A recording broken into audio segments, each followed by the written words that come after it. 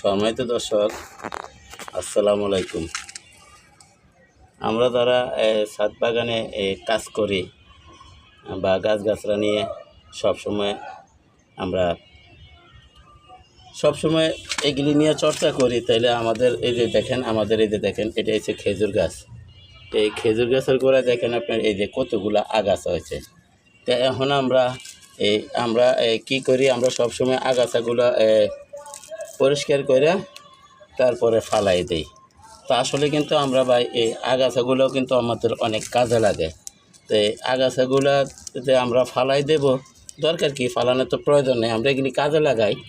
যেহেতু আমরা কষ্ট করে গাছে পানি দেই, সবসময় আমরা গাছের চর্চা করি, আমরা গাছে পানি দেই, মাটি দেই, গাছের সেবা যত্ন করি, তাই এই সেবার কারণে গাছগুলা ওঠে। তা আমরা ফালাই